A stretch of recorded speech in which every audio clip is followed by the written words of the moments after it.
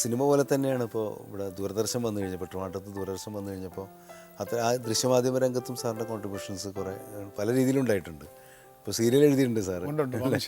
വംശം എന്നൊരു സീരിയൽ എഴുതി, കുറച്ച് ഡോക്യുമെൻ്ററി ഒന്നൊക്കെ ചെയ്തു, പല ഷോയിൽ പങ്കെടുത്തു. അതൊക്കെ ദൂരദർശനായിരുന്നല്ലോ ആദ്യം ഉണ്ടായിരുന്നു. അന്ന് മറ്റ് ചാനൽസ് ഒന്നുമില്ല. അപ്പോൾ ദൂരദർശനിലൂടെയാണ് ആദ്യം ചില പരിപാടികൾ അവതരിപ്പിക്കാനും ഗസ്റ്റായിട്ട് പോകാനും ചിലത് ആങ്കർ ചെയ്യാനും ഒക്കെ എനിക്ക് സാധിച്ചത്. അപ്പോൾ ആ മീഡിയത്തെപ്പറ്റി ഒരു ധാരണ ഉണ്ടായത് ദൂരദർശനുമായിട്ടുള്ള പരിചയത്തിലാണ്. അന്നത്തെ ഇവിടുത്തെ ദൂരദർശൻ ഡയറക്ടർ ആ പരിചയത്തിന് കാരണം കുഞ്ഞുകൃഷ്ണനുമായിട്ടുള്ള ബന്ധമാണ്. അന്ന് കുഞ്ഞുകൃഷ്ണനാണ് ഇവിടുത്തെ ആദ്യത്തെ ഡയറക്ടർ എന്ന് എനിക്ക് തോന്നുന്നു. പിന്നെ അന്ന് തൊട്ടുന്നുള്ളൂ കുഞ്ഞുകൃഷ്ണനായിട്ടൊരു ബന്ധമാണ്. സൗഹൃദമുണ്ട്. അപ്പോൾ കുഞ്ഞുകൃഷ്ണൻ സാർ ഇവിടെ വന്നിട്ടുണ്ട്. അദ്ദേഹത്തെ നമുക്ക് സമാഗമത്തിലേക്ക് സ്വാഗതം ചെയ്യാം. അടുത്തായി വേദിയിലേക്ക് സ്വാഗതം ചെയ്യാം ദൂരദർശൻ്റെ മുൻ ഡയറക്ടർ ജനറലായിരുന്ന ശ്രീ കെ കുഞ്ഞികൃഷ്ണൻ.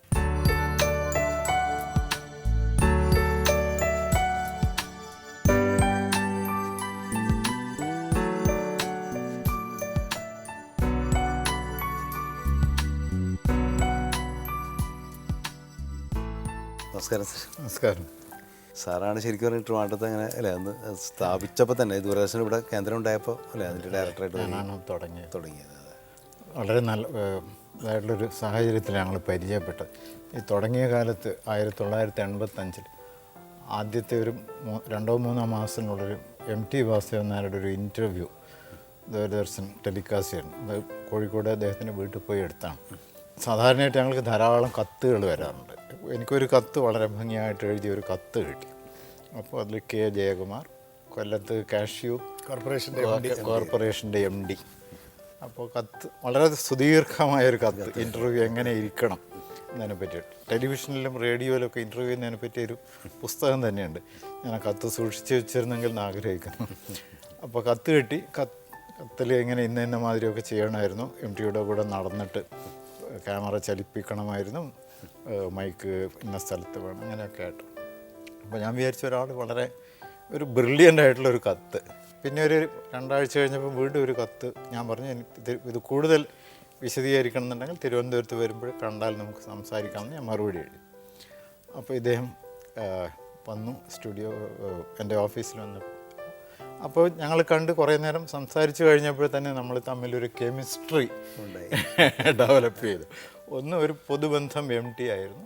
അപ്പോൾ അതിനുശേഷം പലതവണ അദ്ദേഹം ടെലിവിഷനിൽ വന്നിട്ടുണ്ട്. പല സെലക്ഷൻ കമ്മിറ്റികളിലും ജയകുമാറിനെ ഞാൻ വിളിച്ചിട്ടുണ്ട്. കാരണം വളരെ ഡിറ്റാച്ച്ഡ്, നിഷ്പക്ഷമായിട്ട് കാര്യങ്ങൾ വിലയിരുത്താൻ പറ്റിയ ഒരു നല്ല വിശ്വസിക്കാൻ പറ്റിയ ഒരു നല്ല സുഹൃത്ത്, കവിഹൃദയമുള്ള ആൾ. ആദ്യമായിട്ട് ഞാൻ ചെയ്യുന്നൊരു പ്രധാന പ്രോഗ്രാം പ്രേം നസീർ മരിച്ചപ്പോൾ ഒരു ഒബിച്വറി ചെയ്തു. നസീറിൻ്റെ വിഷ്വൽസൊക്കെ ഇഷ്ടം പോലെ അവിടെ ഉണ്ട്. എന്നാൽ അതിനൊരു സ്ട്രക്ചറാക്കി ആളൊഴിഞ്ഞ ന്യൂ തിയേറ്ററിനകത്ത് നിന്നിട്ടാണ് ആ പ്രസൻറ്റർ എന്നുള്ള നിലയ്ക്ക് ഞാനത് ചെയ്തത്. അതൊരു പ്രധാന പരിപാടിയായിരുന്നു. നസീറിനെ പറ്റിയൊരു അന്ന് ശ്രദ്ധിക്കപ്പെട്ട ഒരു ഒബിറ്റ് പ്രോഗ്രാമായിരുന്നു. പിന്നെ ഒരുപാട് പ്രോഗ്രാം ഞാൻ ചെയ്തു അവിടെ. വംശം എന്നൊരു സീരിയൽ ചെയ്തു അവിടെ. അന്നത്തെ മെഗാ സീരിയലാണത്, 67 എപ്പിസോഡ്. അത് വലിയ സംഭവമാണ്. അന്ന് 13 എപ്പിസോഡിൻ്റെ കാര്യമാണ്. അത് ഫസ്റ്റ് മെഗാ സീരിയലാണ് ഈ വംശം. ശ്രീകുട്ടനാണ് ചെയ്തത്. സ്ക്രിപ്റ്റ് മുഴുവൻ ഞാൻ തന്നെയാണ്. പിന്നെ ജയകുമാർ വളരെ എന്താ പറയുക, എല്ലാ കാര്യങ്ങളിലും വിഷയത്തിന് ഇൻ്റർവ്യൂ എനിക്ക് നല്ല ഓർമ്മയുണ്ട്. ദൂരദർശനിലെ വയലാർ അവാർഡ് കിട്ടിയിട്ട് മരുഭൂമികൾ ഉണ്ടാകുന്നത്. പിന്നെ ഞാൻ അദ്ദേഹത്തിൻ്റെ പെയിൻറ്റിങ്, മനുഷ്യൻ്റെ ഒരു മനസ്സിലുള്ള പല കാര്യങ്ങളും അബ്സ്ട്രാക്റ്റ് ആയിട്ടുള്ള രൂപത്തിലിങ്ങനെ, അത് പല വിധത്തിലും ഇവോക്കേറ്റീവാണ് ആ പെയിൻറ്റിങ്. പെയിൻറ്റിങ് ഒരു വൈകി വന്ന കാമുകിയാണ്. പക്ഷേ എൻ്റെ മനസ്സിലൊരു പെയിൻറ്റർ ഉണ്ടായിരുന്നു എന്ന് ഞാനിപ്പോൾ തിരിഞ്ഞ് നോക്കുമ്പോൾ മനസ്സിലാവുകയാണ്. കാരണം ഞാനൊരു സിനിമ എടുത്തിട്ടുണ്ട്, കുട്ടികളുടെ സിനിമ, വർണ്ണച്ചിറങ്ക്.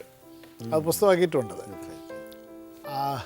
അത് ഒരു പെയിൻറ്ററായിട്ടുള്ളൊരു കുട്ടിയുടെ കഥയാണ്. അപ്പോൾ എന്നിൽ എന്തോ ഒരു അസംതൃപ്തനായ ചിത്രകാരൻ ഉണ്ടായിരുന്നിരിക്കണം എന്ന് ഞാനിപ്പോൾ കാണുകയാണ്. അന്ന് എനിക്ക് ചിത്രകാരനാവണമെന്ന് ആഗ്രഹം ഉണ്ടായി, അല്ല എനിക്കറിയില്ലത്. പിന്നീട് ഒരു അനുകൂലമായ സാഹചര്യത്തിൽ ഞാൻ ഒരു ദിവസം ഒരു 10 അത്ഭുതമായിട്ട് തോന്നുന്നുണ്ട് സാർ. വെച്ചാൽ പണ്ട് ചെറുപ്പത്തിലൊന്നും വരക്കാതെ പെട്ടെന്ന് വരയ്ക്കുമായിരുന്നു. അത്യാവശ്യമൊക്കെ നമുക്ക് വര അറിയാം. ഞാൻ ഇംഗ്ലണ്ടിൽ പഠിക്കാൻ പോയപ്പോഴൊക്കെ ഞാനൊരു സ്റ്റുഡിയോയിൽ പോയിരുന്ന് പഠിക്കും. പക്ഷെ ഒരു ചിത്രകാരനായി കളയാം, ഒരു എക്സിബിഷൻ നടത്താൻ പറ്റുമെന്ന് ഞാൻ വിചാരിച്ചില്ല. ഒരു ദിവസം എനിക്കൊരു ഉൾവിളി ഉണ്ടായി. ഞാനൊരു 10 ക്യാൻവാസ് 4x4 വലിയ ക്യാൻവാസ് വാങ്ങിച്ചുകൊണ്ട് കാറിലിട്ട് വീട്ടിൽ വന്നപ്പോൾ എൻ്റെ ഭാര്യ പറഞ്ഞു, ഇത് അപകടമാണ്, സാഹിത്യം പോലല്ല, ഇത് ആളുകൾ നേരിട്ട് കാണുന്ന വിഷയമാണ്, മോശമാവരുത്, അതുകൊണ്ട് ഈ പരിപാടി നമുക്ക് പറ്റിയതല്ല എന്ന് പറഞ്ഞു. പക്ഷെ അവിടെയും സക്സസ് ആയി. ഞാൻ എന്നിട്ട് 5-6 വരച്ചിട്ട് ഞാൻ കുറേ ആർട്ടിസ്റ്റുകളെ കൊണ്ടുവന്ന് കാണിച്ചു. ഇത് വെളിയിൽ കാണിക്കാൻ പറ്റുന്ന സാധനമാണോ, എക്സിബിഷൻ ആണോ, അവർ ഗോ ഹെഡ്, നല്ല അതിനകത്തൊരു സ്പാർക്ക് ഉണ്ടെന്ന് പറഞ്ഞു. ഈ പറഞ്ഞതുപോലെ ദാറ്റ് ഗേവ് മീ കോൺഫിഡൻസ്. ഇപ്പോൾ ഞാൻ എത്ര എക്സിബിഷൻ നടത്തി. അതിലെങ്ങനെ ആശയങ്ങൾ എങ്ങനെ അത് കവിതയിലുള്ള ആശയമല്ല, അത് മറ്റൊരു ലോകമാണ്. മറ്റൊരു ലോകം അത് ശരിക്കും പറഞ്ഞാൽ എനിക്ക് ഈ ഒരു വിഷ്വൽ മീഡിയയുമായിട്ടുള്ള ബന്ധം, അതിനെപ്പറ്റിയുള്ളൊരു സെൻസിറ്റിവിറ്റിയൊക്കെ ഉണ്ടാക്കുന്നതിന് കുഞ്ഞികൃഷ്ണനുമായിട്ടുള്ള ബന്ധം ഹെൽപ്പ് ചെയ്തിട്ടുണ്ട്. വളരെ സഹായിച്ചു. ഡൽഹിയിലുള്ളപ്പോഴും പിന്നെ നമ്മൾ കാണുമായിരുന്നു. പിന്നെ കുഞ്ഞികൃഷ്ണൻ ഒരു വലിയ ബിബ്ലിയോഫിൽ ആണ്, പുസ്തകങ്ങളുടെ ലോകത്ത് ജീവിക്കുന്ന ഒരാളാണ്. അദ്ദേഹത്തിന് എനിക്ക് തോന്നുന്നത് പുസ്തകങ്ങളാണ് വലിയ ബന്ധുക്കൾ. അതെല്ലാ തരത്തിലുള്ള പുസ്തകങ്ങളുടെ ലോകത്തേക്കും ഉള്ള ഒരു ആ ഒരു ലോകത്തേക്ക് കൂടെ എത്തിക്കാൻ സാധിക്കുന്നുണ്ട്. അദ്ദേഹത്തിൻ്റെ ഏത് കവിത വന്നാലും ഞാൻ വിളിക്കാറുണ്ട്. ഇന്ന വരികളൊക്കെ കൊള്ളാമായിരുന്നു, പക്ഷേ ഇന്ന പ്രയോഗം വേണ്ടിയിരുന്നില്ല, ഇന്ന വരികളെ വേണ്ടിയിരുന്നില്ല എന്നൊക്കെ പറയുമായിരുന്നു. അത്രയും പറയാനുള്ളൊരു സ്വാതന്ത്ര്യം അദ്ദേഹമായിട്ട് ഉണ്ട് എന്നുള്ളതാണ് എനിക്കതിൽ വളരെ അഭിമാനകരമായി തോന്നുന്ന ഒരു സംഗതി. വളരെ സന്തോഷം സാർ സമാഗമത്തിൽ വന്നതിൽ.